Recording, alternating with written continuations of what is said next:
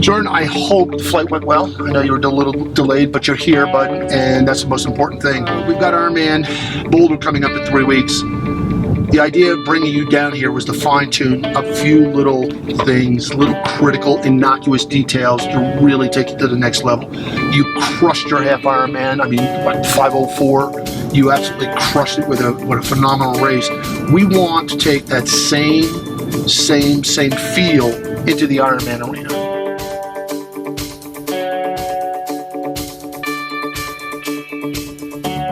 Few minutes, I'm going to send you out back to the locker room, get in your bathing suit, and we'll get you into the water and go from that point. Okay? Sounds good? All right, man.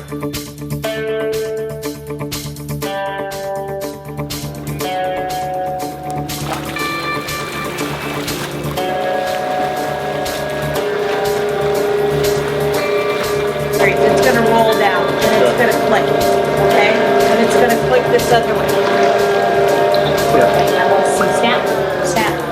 Okay. With the kick though, or is it? No kick, It's just your hips. just your hips.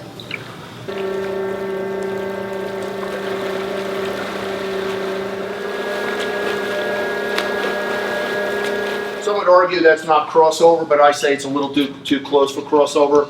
Anything we run that close to the center line, especially for open water swimming, becomes a little bit of a challenge for us. We want to be able to drive that hand in right in front of the shoulder right here, okay? So we want to stay away from the center line, okay? And you're pretty consistent. Great recovery, high elbow, hand close to the water. So I get my triangle, I like that. It looks really, really good. Right hand is staying completely anchored out in front. We've really accomplished that. This one has a tendency to come in front of the shoulder a little bit cleaner, but that right side does come up a little high. Note here, again, high elbow, but we don't get that nice triangle I'm looking for, right? I'm looking for a moderate triangle at best. So what we're looking for is more of a boomerang effect here. Let that hand just kind of drop a little bit, let it recover, let it relax, and then you're going to come in avoiding. Now that's classic crossover. Yeah. I mean, when you get a hand coming across and I see any of the fingertips on that side like that, that's a major problem. Watch this. Let me back this up a bit for us.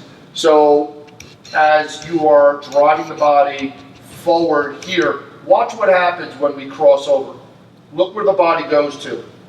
It gently drives over this way. Yeah. Now, in a 25-meter pool, insignificant. 1.2 miles, 2.4 miles, that all starts to add up. Using more calories, burning more energy. We look down at our Garmin at a 2.4 mile swim turns out to 2.8, 2.7, right? So that's time that's not on the bike. Okay. So this right side is critical, okay? So is that what's making my feet drift over? I'm Probably. kind of getting sideways. Probably. Okay. Yeah, I would suggest that we're going to take a look at the rear quadrant here. Then, more importantly, for right this moment, I like what I see here. Boom, boom, boom on this side, left side, really, really clean. Okay. Right side, we want to get that a little bit cleaner. Okay. Okay. Again, high elbow, I love it. We get that great rotation through the shoulders, great anchored hand. It's just, I want to see that relaxed a little bit more. That, my friend, is classic crossover. We never ever want to do that. Unless one is absolutely aware, what I like to refer to as cognitive functional swimming, it's just going to happen over and over again. So you need to be aware of that so we avoid that at all costs. Driving that hand out here a little bit more. Now, when you start to do that, Jordan, I will promise you, it will feel so awkward, so uncomfortable. Do it anyhow. Yeah. Okay, do it anyhow. I can feel the chicken. Yeah. Now, wide like I needed to be. Like, Okay. Good. Okay, so does that make sense? Yep. Okay, so I'm going to have you swim it out a little bit like that, nice and relaxed. The pull buoy is just to give you a little bit of a more balance in the water here. Okay, and just so we're not focusing on anything else other than what we're working on right here at this time. It'll give me an opportunity to go behind in the rear quadrant and see what's going on from the hips and from the feet and see what we need to do at that point. Make sense? Okay, good.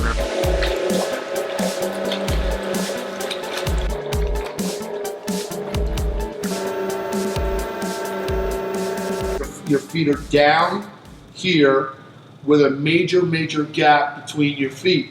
That is creating a tremendous amount of drag. It is the water's last chance of slowing you down, and it's doing a great job, okay? So 2 things, feet, plantar flexion, those toes need to be pointing out at all times through the kick. Feet need to be close together. We do not want that gap. What happens here is it starts to open up our swimming circle, or I like to call swimming tube, way too wide. We need to be able to close that up and have you swim even more narrow through here, and you can see how that leg is outside of that tube. So closing those feet up, plantar flexion of those toes are going to clean things up tremendously. So that's why we put bands around it. I'm a true believer, pull buoy, snorkel, and bands when you get back home.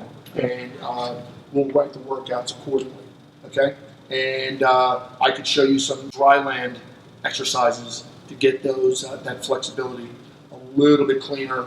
Well, you know what? In this case, a whole lot cleaner in your ankles. And you know, you come from a very, very strong running background. So what we like to refer to this as a runner's kick, right? Straight down. So with this, we need to clean up. And I don't care if you're an endurance athlete who does triathlon, or if you're a recreational swimmer, or if you're a pure swimmer. This right here, every single time will slow you down in the water. Right? Swimming is nothing more than minimizing drag and resistance, and anything I can do to minimize that drag and resistance, I become more hydrodynamic in the water.